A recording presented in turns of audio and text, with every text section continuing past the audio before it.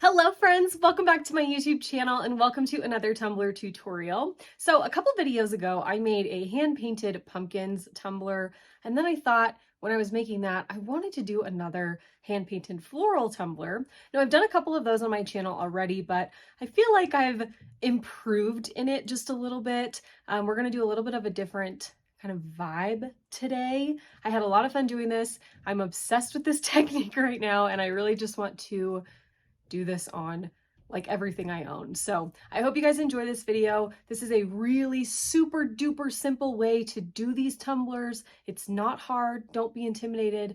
Just have fun, go for it, and it will turn out beautifully. As always, I'll have a full supply list for you down below in the description box. I'll also have some discount codes, links to all of my social media pages, a link to join my Facebook group, and a link to sign up for my exclusive mentorship group, MBMM Elite. In that group, you'll receive a bunch of additional content from me. You have access to me anytime you need. I do exclusive tutorials. We go live in the Facebook group. I give out a ton of free digital files and a bunch of other stuff. So if you want to join, you can go to madebymannyandmal.com/MBMM Elite. And again, that link will be down below in the description box for you. Okay, I think that's it. I hope you guys enjoyed the video. And of course, let me know what you think down below. Okay, let's go.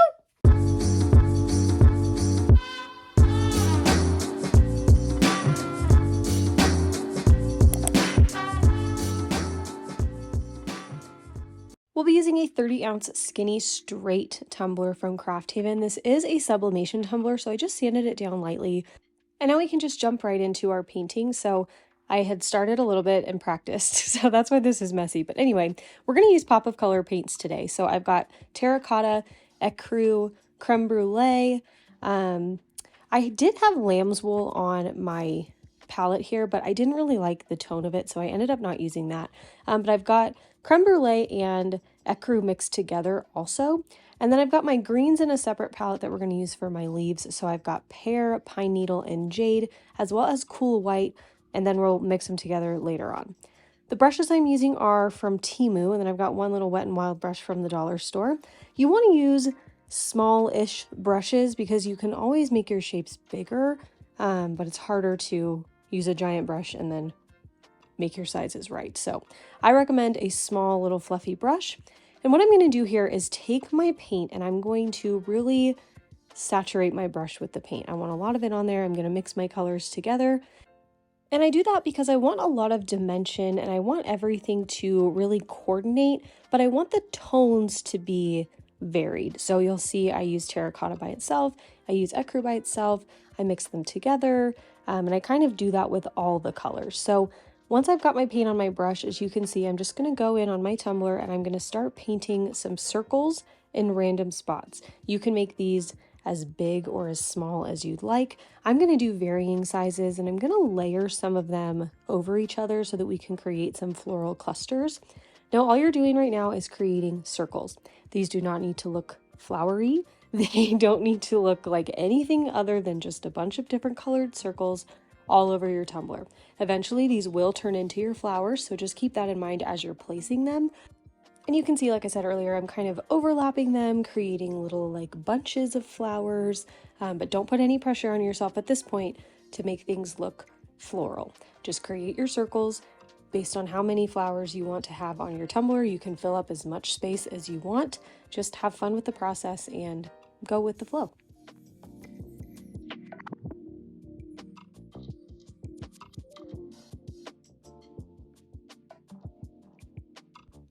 Okay, so once I've got all my circles on my tumbler, now we're going to go in and make them look a little bit more floral. So I'm going to take a smaller brush here. This is a really small, just kind of straight brush, I guess.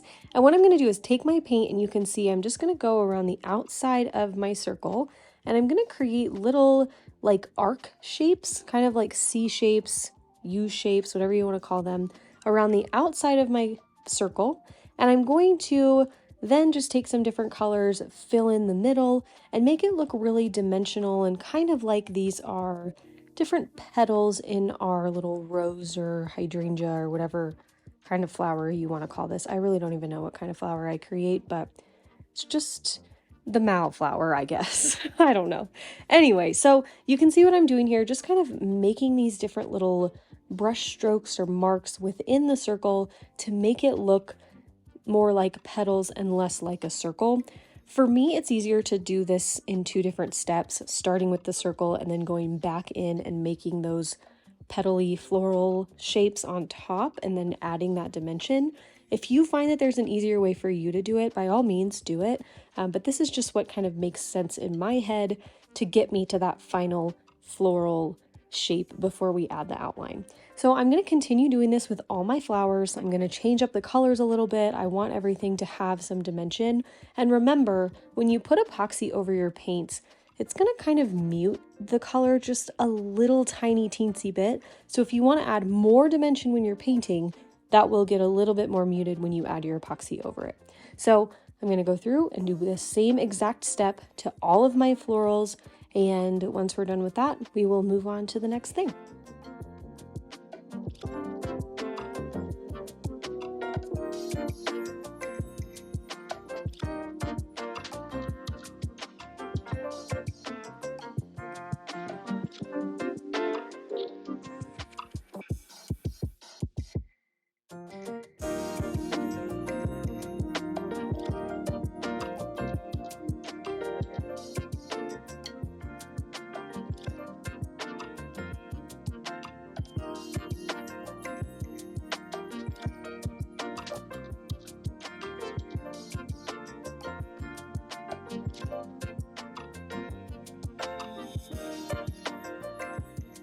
Okay, so you can even see now that these look a little bit more florally, but they don't really look super floral, you know, like if you didn't know what they were. So at this point, if you're like panicking, thinking, oh my gosh, this looks terrible, this isn't right, this is definitely a trust the process type of thing. So just keep going.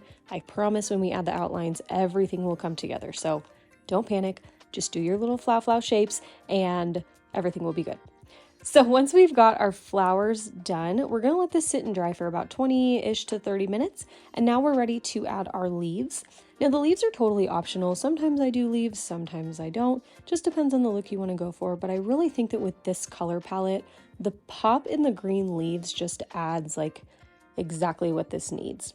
So I'm gonna go in with a different colored brush here. This is kind of not a different color, different shape brush. It is a different color. Anyway, I'm going to use this brush that has kind of like an almond shaped tip or bristles, and that's really helpful for creating these almond shaped leaves. So you can see what I'm doing is just drawing a leaf the same way that you would like if when you were a kid and you would draw a leaf in a picture.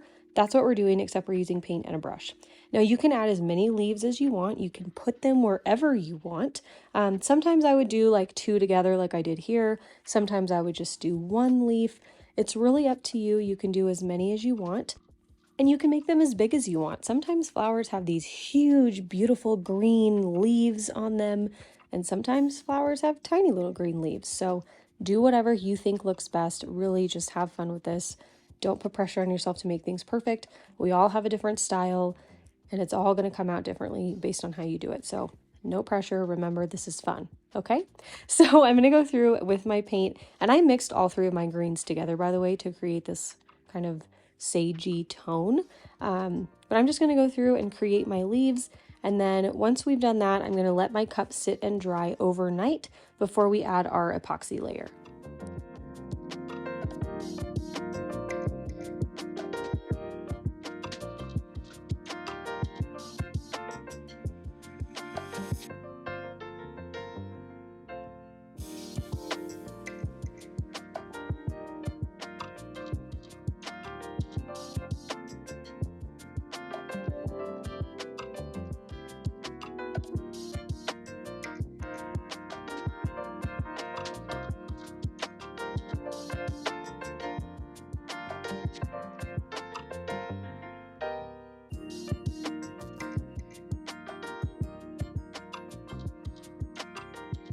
So for my first epoxy coat on this cup, I'm going to use just plain regular epoxy with nothing mixed in. I'm using the Flynn Sisters Artist Cure epoxy for this, and I'm using about 25 milliliters for this first coat. The goal here is just to give us a smooth surface, protect our painted flowers, and get us ready to add our paint lines.